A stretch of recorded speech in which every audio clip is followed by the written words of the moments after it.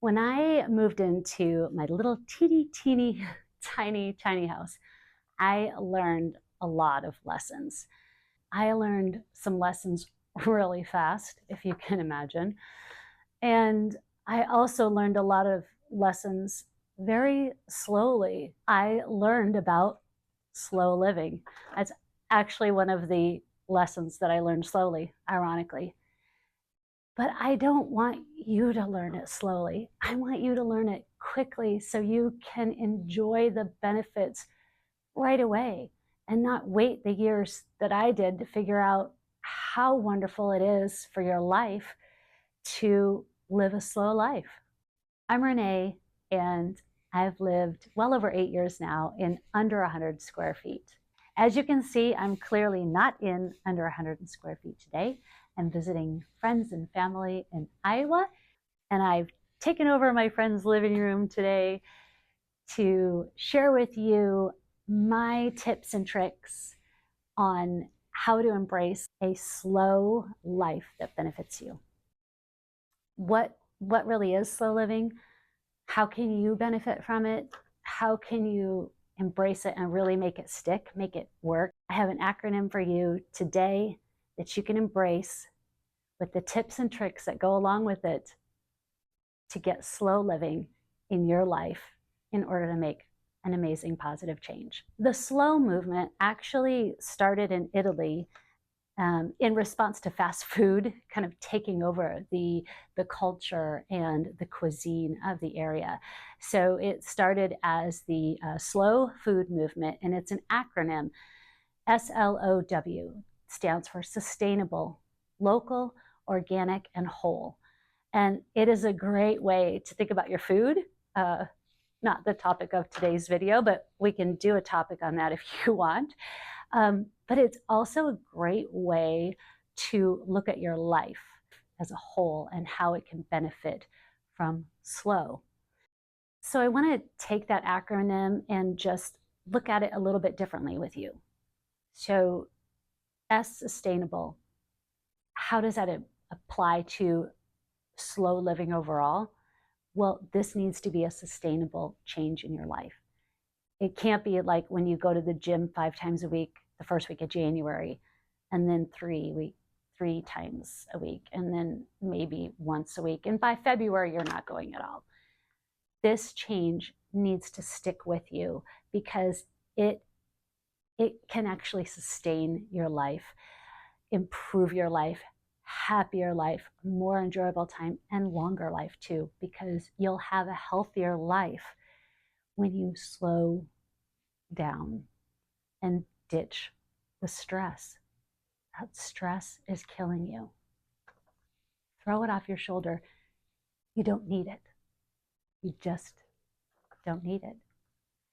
So how do you make it a sustainable change? It needs to come from a mindset shift.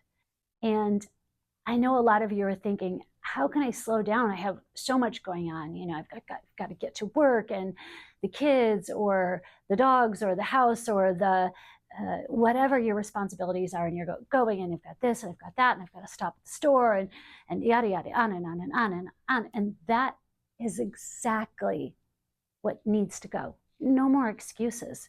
No more, my life is rushed and so busy and I can't handle it. Shift that mindset right there. You can handle it. You are in charge of your life. You can make some very small, very good decisions that will improve it. I have faith in you. So for instance, when you're rushing around and you've got that kind of crazed, you know, I don't know what else to call it, kind of that crazed mentality of, I got to go in, grab this, where's that, shove some breakfast in my mouth, run out the door. That is actually putting you farther behind because you're not in the moment, you're not dealing with things fully. And so, you know, you'll forget things, you know, rush out to the car and then you got to go back in and get something else. Or you got to where you're going and you didn't have something, you have to make up for that. It actually puts you behind and it kills your productivity and your focus. So that puts you behind. So you're not really gaining any time by rushing around. The drive to work is a good example. Say you have a half an hour drive to work And, you found a way to make it there in 29 minutes, but the whole way you're white knuckled and you're just at the wheel and you're like trying to pass somebody and get to that light, nick the light before it changes. And, it's yellow, but drive right through. And, why is that person in front of you going so slow? Oh my goodness. Take a breath. If you just slow down a teensy bit, 1 more minute, don't worry if that light changes. It's okay. Don't worry if the guy in front of you is going so slow. You'll get there, and enjoy the drive that you have. You're also less likely to get in an accident, which puts you way behind. So when you find yourself in that mode where you feel rat race, frantic, busy, gotta go, just you're kind of like running on rush, running on adrenaline maybe, just take a deep breath, one deep breath, and just push it out. Feel yourself pushing that pressure out. I don't want, this is tough because you can't just take a deep breath. You have to take the right kind. You can't take that deep breath and still hold all that in. You have to push it out. And you can't do that frantic little move where you're like, and you're just frazzled. You're just keeping that attitude on the forefront of your mind, and you still didn't push out the breath. So just, okay, now, what do I need to do next? Just take that breath, recalibrate your direction and your goals and what needs to happen in your busy, busy day, and go from there. Calmly, confidently. You've got this. You can do it. So L, local.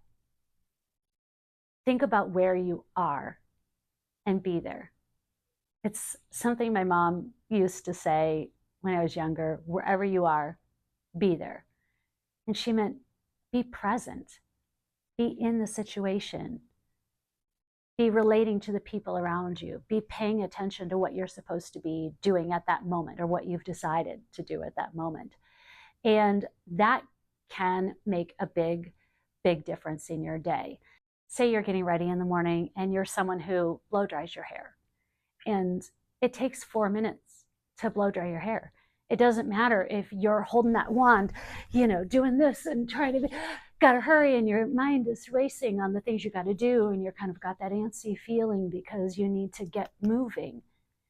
It's still gonna take 4 minutes. It's not gonna dry any faster. So why not just enjoy it?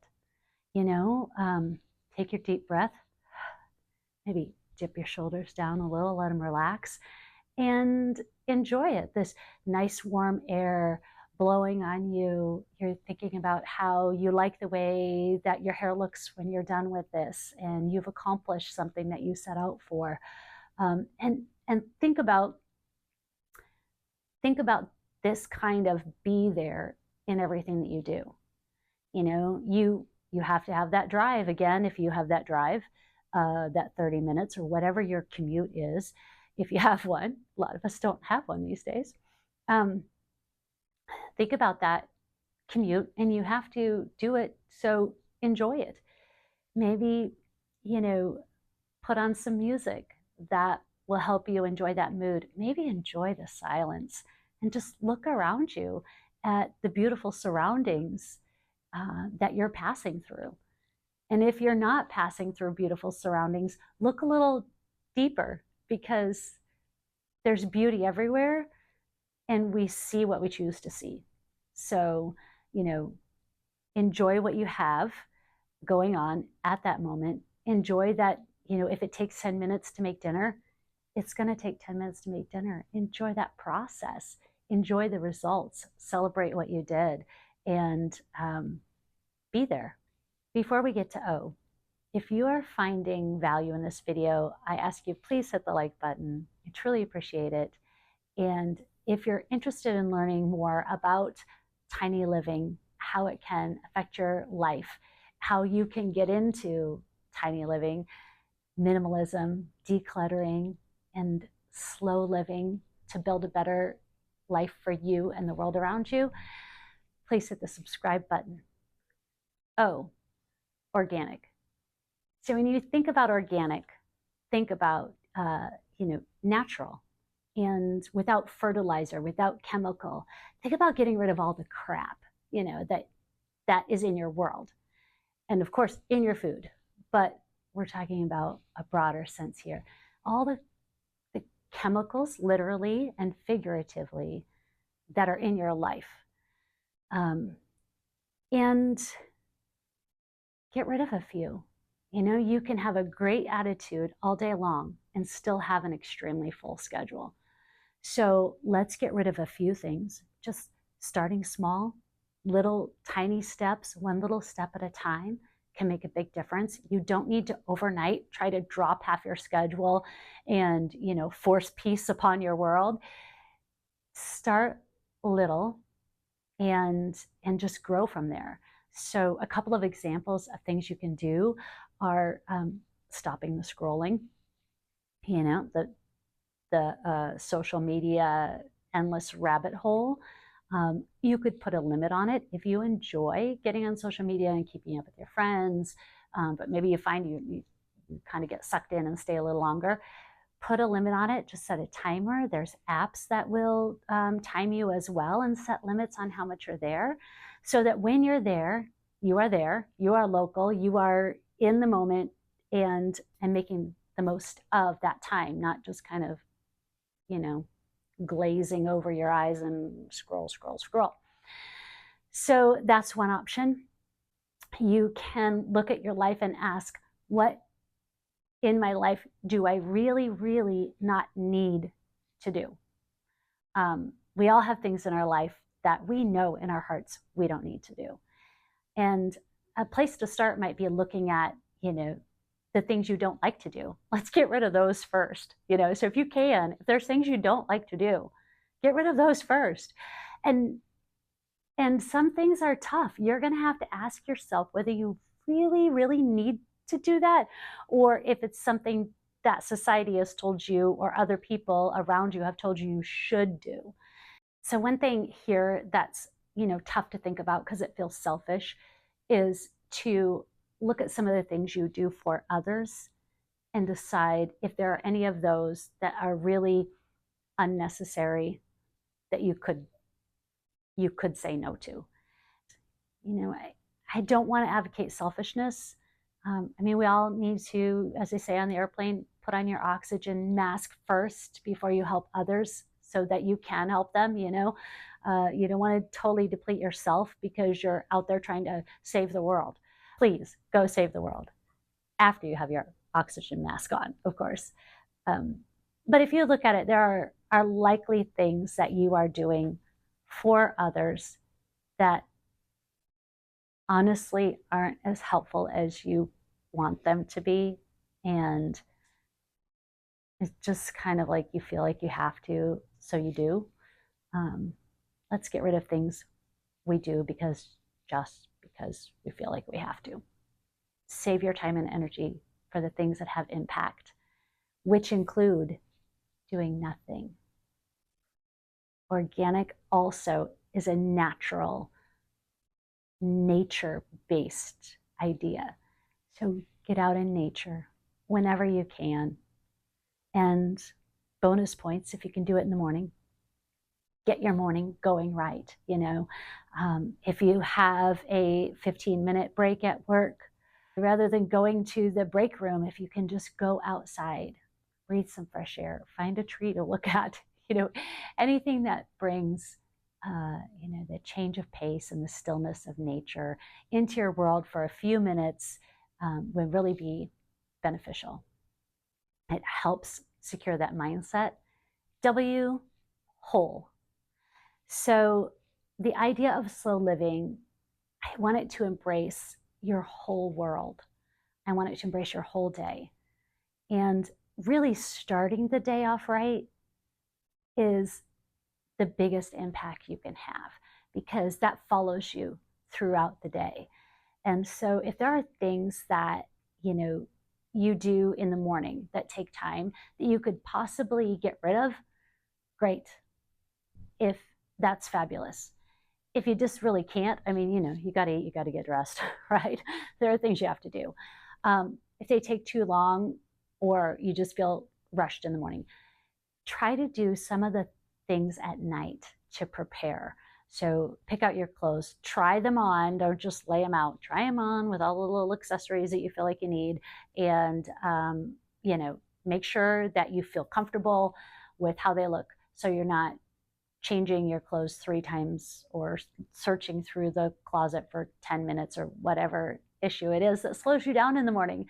If you can prepare some food, if you can get all of your things together for work, say if you're heading off to work in the morning, and have your bag packed and your coat and everything right by the door.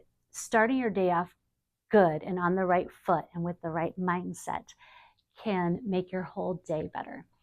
And remembering the S.L.O.W throughout the day will keep that going. And day by day, you can expand the things that you're putting in place, the things that you've learned, the practices that you've seen are the most impactful, and expand that more and more. So it's really starting to encompass your whole life, and you can feel that stress release off your shoulders a little bit. You see that you are truly enjoying the things that you are doing, and then a wonderful effect to all of this is that it does impact your whole world, not just your whole life, but your whole world. Because when you are feeling good and you feel like you have time, you treat others better. I know I try when I'm having a bad day, if I'm having one, or if I'm a little stressed out about something, I try to treat people really well. I try to treat them the same, but I really don't. You really can't. I really can't. When I'm in that mindset, when you're in that mindset, you're just a little edgier, a little less giving, no matter how we try. So when you can really embrace slow living, and it's affecting your whole life, then it affects the people around you.